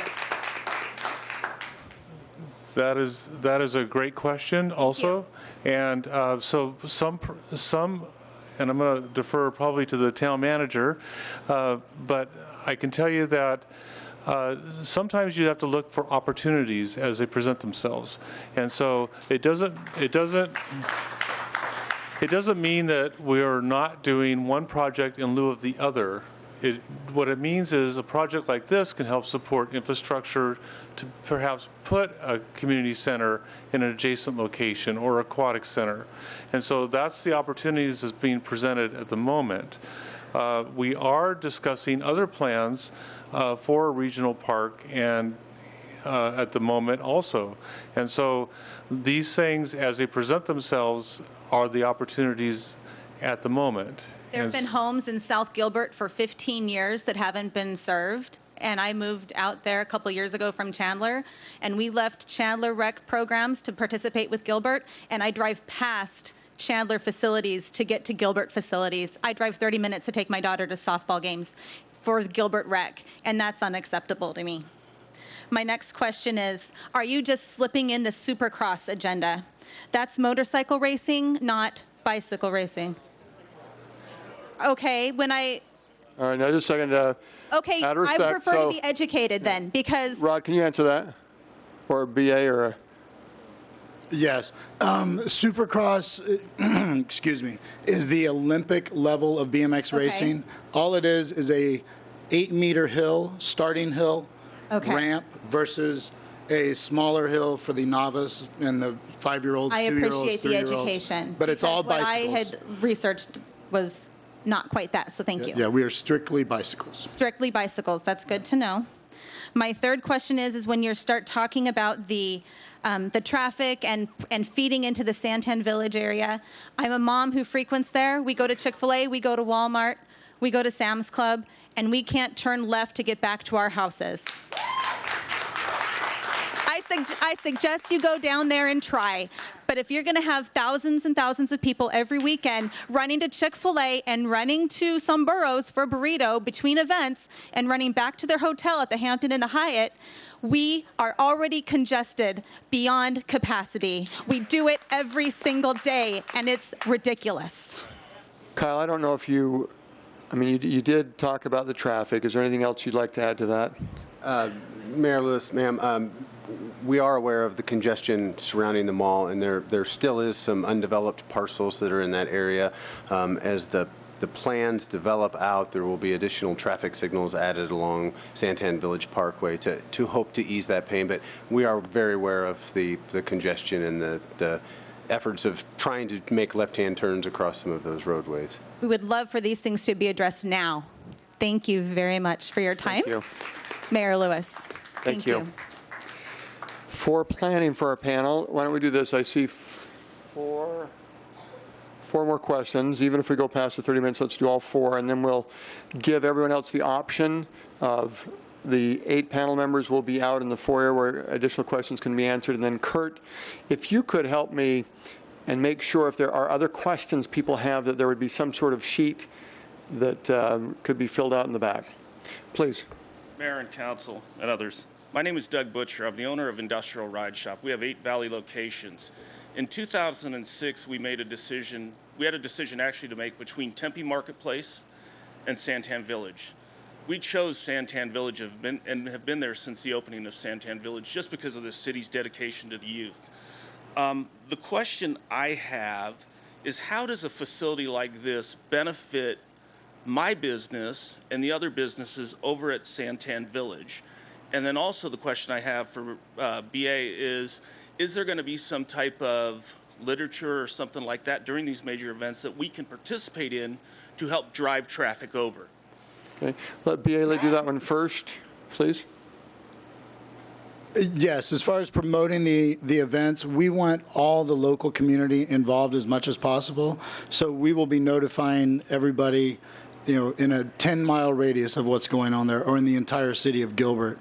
And we would love participation from as many Chandler or Gilbert businesses as possible in the facility. And that's one thing, as the facility is being built as well, we want to look to Gilbert businesses as a resource, for sure. And Patrick or Dan on the first part of that question?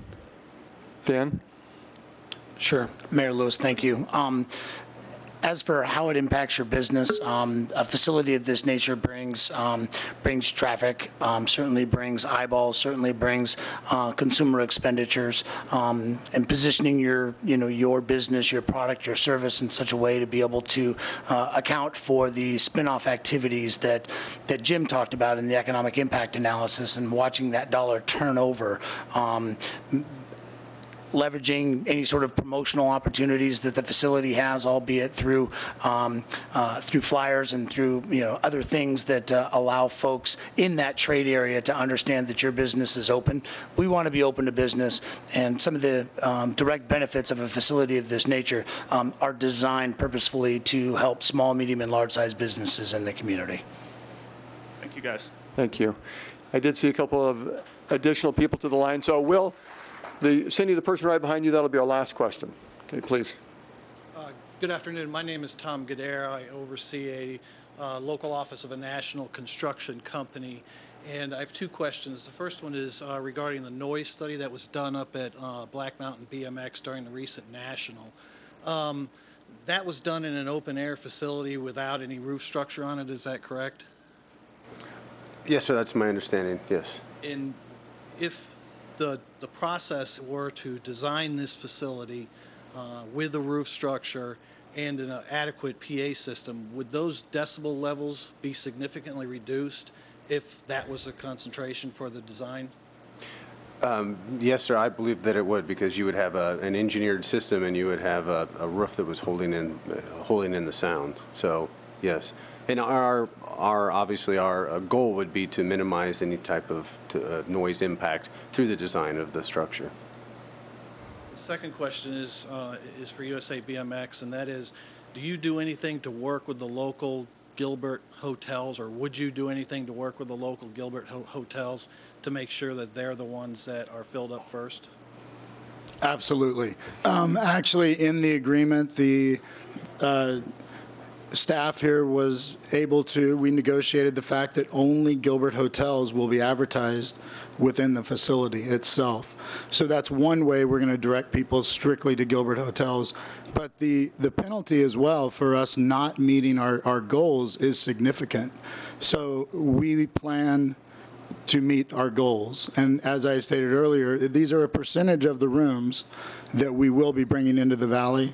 So I don't anticipate any problem in meeting those goals. And as USA BMX members here, we're all anticipating and hoping that the inventory here in Gilbert will grow based on projects like this that the city of Gilbert is doing. Thank you. Please, thank you. Hi, my name is Beth Ann Doppelt. I'm an owner in Gilbert. I've lived here for a year and a half, and I'm also a nationally ranked BMX racer myself. And I love this sport, but I do have some questions about the hotels.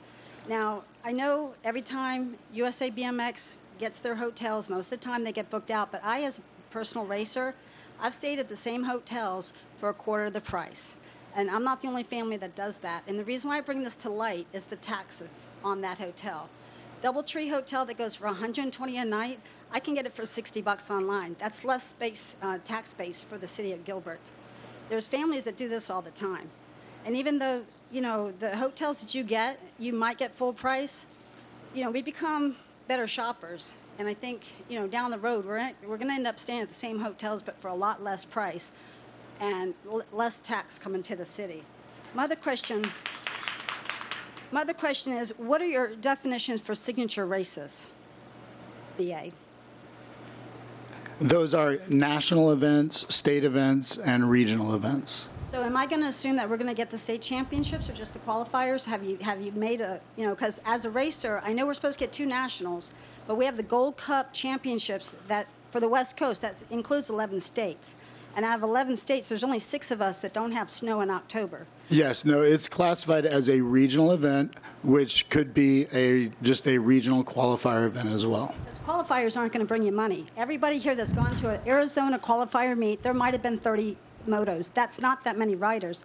If I, as a taxpayer, is going to have to support this idea, I think in y'all's contract, we should be guaranteed 2 nationals, the Gold Cup Championship and the state championship, in order to pull in the amount of riders, because a qualifier doesn't bring in that many.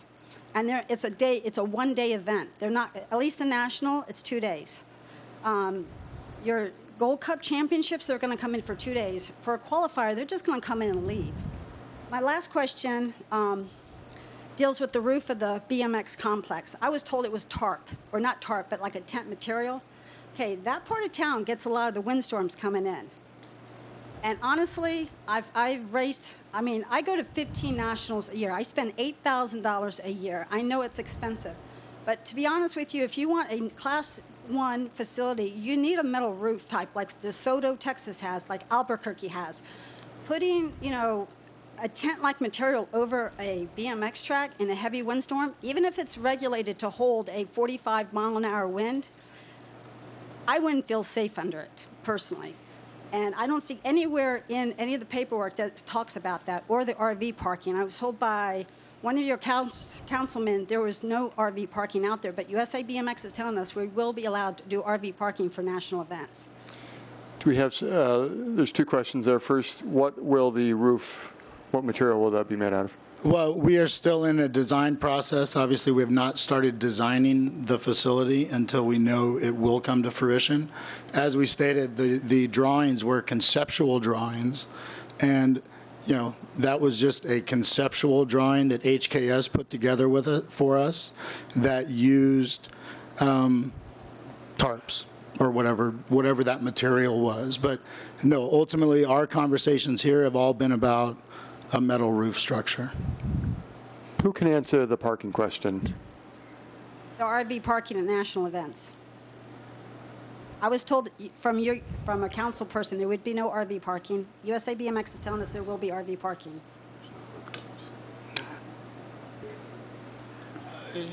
Sure, I'll take a stab at it. Excellent question. We have looked at the RV parking. We are not outfitting the facility with sort of, I guess, hard-plumbed, sort of hookups, no electricity, nothing of that nature. There is overflow parking. We have had discussions about RV parking. We have some concerns, generally speaking, about overnight camping next to a public bike park amenity, so not the track, but the bike park, and that's something that we're in negotiations. That's pretty important to a lot of people who, they live in their RV just to go to nationals. I mean, those people are paying $200,000 for RVs. And if you guys had gone to Black Mountain, you'd seen how many RVs were there. Most of them were from the state of California. Thank you. Thank you. Good evening, gentlemen. My name is Andy Reed, and I'm also a Gilbert resident. I live within a mile of the park, and personally, I'm actually excited about the project. But my question is, how are jobs going to actually be created by this project? Sure. Excellent question. Initially, the USA BMX facility has jobs associated with it, so they're considered retained jobs. One of the things that we've bargained for are essentially 10 additional jobs that are considered net new associated with it. And as Jim alluded to in his presentation regarding the economic impact analysis, there are temporary construction jobs that are also created.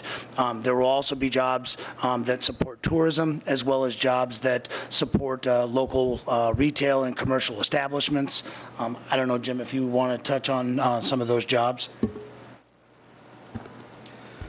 The breakdown is 215 jobs related to construction.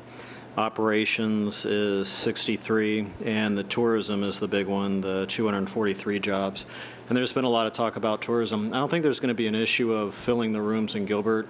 In fact, that was probably the biggest constraint of the analysis. I think the available rooms was about a third of what the demand would be if the facility generates the visitation that they've seen in other places. So I don't think that there's going to be a loss of potential revenue, but that's the breakdown between the three, with tourism being the biggest number. Thank you. Good evening. My name is Cindy Barnes. I'm a little worried about mentioning what I'm affiliated with because I help congest the roads and the noise and the traffic. I'm with Gilbert Youth Soccer Association. I've been with the Soccer League for 25 years out of its 30th year in existence, which is our 30 years this year. We've only been at this home for 10 years. We were at a previous park, and the town was kind enough to work with us in a strict partnership to find a home for the 5,000 kids that play Gilbert Youth Soccer. I've got 3 questions, and part of this is going to be Mr. Buchanan, and I didn't see it on your slide, Patrick, when you brought it up. And first off, I need to mention, too, that when we put the soccer park in, I never, ever thought in my wildest dreams that we would be next to a district park, because that's really the concept of what we've got. This will be surrounded by recreation. I could go on and on about different ideas that I think could be put there in conjunction with the BMX. In fact, when I was 9 years old, I tried to do BMX. I wasn't very good, and my mom put me in youth soccer. So, you know, congratulations to you young men and girls for sticking with the sport, and come on over and play soccer if you get a chance too. We go all the way up to 18 years old.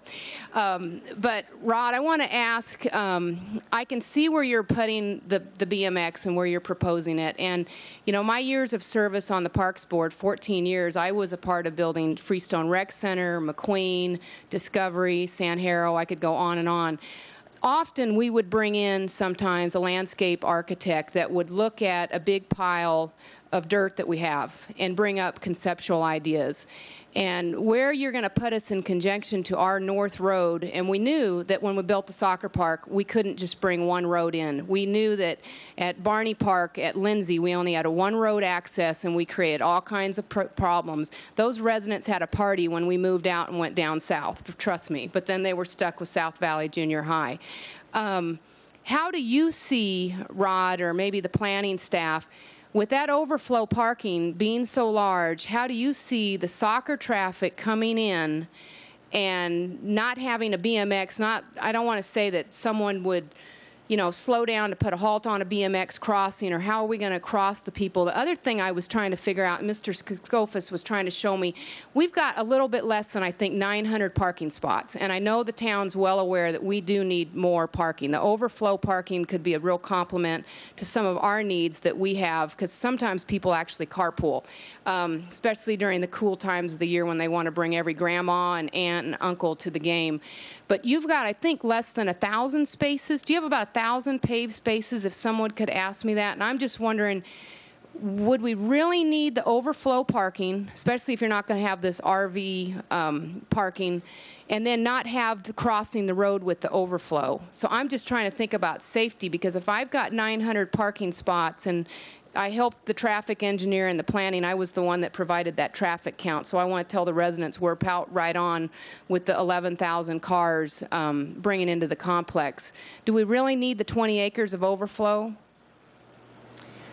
Or is that going to still be conceptual, and maybe the architects will look at that? I just wanted to bring that out as a question, because my idea is always about safety. And we're going to have a lot of recreation that's going to fill in. My kudos to the planning director for the North Road, or the West Road that will go along the soccer complex off of Germain. That is awesome to do that, to bring that road in. I just hope we can have horse trails and multi-use trails that will surround this, so everybody can bike and hike and ride their horse into the parks. So, but the parking lot issue, if you could, I just want to bring that up as a question. Maybe you guys. Who would be the best person to talk about parking lot? Mayor, I'll take a stab at that. Cindy, thank you for the questions. As you've seen the different slides, it is really still pretty conceptual in nature as far as locations to cross and the number of parking spaces and that sort of thing. So we haven't gone to that detail yet to figure out how to safely bring people in and cross that traffic. At this point in time, we know we need additional access onto Germain Road, and we needed to make those road improvements. That'll help me too. Right. Help the soccer flow. So we know by doing that, that'll at least help with diversifying the traffic, and that's going to bring down some of those numbers inside, so that we'll be able to take a look at those traffic patterns in the crossing. So it's something that we're going to have to look at as we start to begin to design the facility and the site. Well, and I bring this up to you, Mayor Lewis, because I don't know, Linda Edwards is here, I noticed from planning. She would remember when we first designed the soccer park, we just had that one paved parking lot. But then when we got into traffic engineering and it was hitting all of the planning, they knew we needed more parking, even though I kind of thought we needed it, but they put the numbers to it. And then we figured out safely how are we going to do the congestion and get people, into the parking lot and into the park safely. So I would be glad to work with any part of the staff of this team. I think you've got an amazing planning staff. I think that the new parks director brings a lot to this. I'm glad to see Rob Giles is still here because he brings the history. And I also was the one that, I don't know if all the residents know, but some of the trails that go along the wastewater treatment plant, I was the one that advocated for that because I felt that this was a huge recreation corridor, and I wanted the kids to be able to come to the soccer park and play and not just have to drive a car. I have had to stop a lot of the quad activity. That's why we had to fence the park. So let's not have any motorized motorcycles on the soccer field because we did deal with that about 10 years ago when we put a fence up. Kyle, just while this is up, there was another question to ask. It almost implies that in addition to the 2 entrances off of Greenfield, there might be more, but is that just simply conceptual drawing at this time, all right. Mayor. So as you said, the entrance off of Germain, which is about halfway between Val Vista and Greenfield, would be the additional road that you feel would help? Yes, sir. Okay. And then just so the planning director knows, I could also give you zip codes if I needed to help you with this, but most of our research of our soccer families, I've got our registrars here, soccer moms, they come from the north. They're coming from the north of Gilbert. They're not coming so much from the south. So that north entrance is frequently heavy. And when I saw that conceptualized, I thought, Mike needs to know this because there's going to be all these moms zipping in as much as we stagger that Saturday morning and that evening practice schedule on that north road with less on south. We have more people that exit south. And if we have to retrain people on how to get into the park, we can do that because I've dealt with that as we expanded Greenfield Road and worked with staff on that. But I just want to offer that up because I'd hate to see us go into too much parking. That 20 acres, I always envisioned basketball courts or maybe a volleyball court, not anything with grass, but just more recreational items that the neighborhood could walk into. And I just hate to see 20 acres of, if we don't need the overflow, let's not build it all, especially if you might not have RVs. If you've got RVs, then I'd say, yeah, we need it because you're going to need big turnouts. So thank you. Thank you. Mayor Lewis, could I add one thing real quick? Yes. Cindy, I think you and I are going to become great friends if this project comes to fruition. But the 20 acres, once again, that would only be used for the national events, the large events, possibly 4 weekends out of the year. And we are open to schedule around you guys, and I'm sure we'll be working together quite a bit to make this a success. I will remember it. I promise you, we'll be great neighbors. Yes. Thank you. Please. Hello, Mayor. My name's Ari Pace. I just have a quick question. I know that in the conceptualized drawings and in the plans that USA BMX is going to be headquartered out of this same facility. So my question is, should the town of Gilbert not get this and this goes somewhere else, would that mean that USA BMX would be moving with it as a business entity outside of this facility? And if so, what potential loss of revenue to the city of Gilbert and to the valley would be associated with that? BA Dan team, please. Okay. Well, I mean, obviously we are hoping to remain here in the East Valley, here in Gilbert. This is our first choice. They were the final selection from a nationwide search. But of course, however, if it does not come to fruition, yes, we will continue entertaining other offers. But yes, our first choice is here. We want to be in Gilbert. These are, like I said, hallowed grounds for the sport of BMX. Okay. Yeah, and God knows that many of us in the room hope that that happens as well. But the question that I had is, should this not come to fruition, and should USA BMX as a company move locations, what potential loss of revenue to the valley would there be from a move like that? That would be a question for Dan. I mean, it would not hurt USA BMX. Well, that's for Dan. Yes. It's a great question. You know, as we model this project out, we look at the inputs like jobs, like capital investment. We look at the sales tax generation coming out from a facility of this nature. And if a facility of this nature was not constructed, that $1 billion economic impact that was discussed at the state level is certainly in jeopardy. You know, as would be the $32 million at the state, as would be the, you know, the $13.1 million coming back to the town of Gilbert over this period of time. And so fundamentally the site changes, the complexity of the site changes, you know, with an amenity of this nature in a sort of a public-private partnership structure of this, that goes away. And that's something that prompted the Economic Development Office to respond to the request for proposal from USA BMX to keep this facility in Gilbert, keep the jobs in Gilbert, and keep the economic impact in the state, in the region, and in Gilbert. Okay, thank you. Thank you. If the 9 of you could please stand and make your way out to your breakout tables. I gave an apology. We started a little bit late, and we've taken a little bit more time on the questions, and thank you for your patience. If you have additional questions for the individuals who made presentations, they'll be at different tables. You can ask them. And then, Kurt, as far as if people had written questions they needed to go, or are there a piece of paper back there, and where would they place them?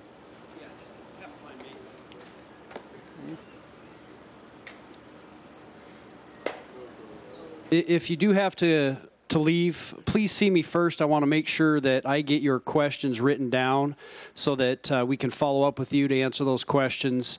And are we going to be able to put those answers on the website? Yes, and we have several listed already, and then additional ones that come in, they'll be part of that answer process. Okay, please see me in the lobby then. All right, and to the panel members, you better hurry out there. We're trying to keep everyone here for another 30 seconds.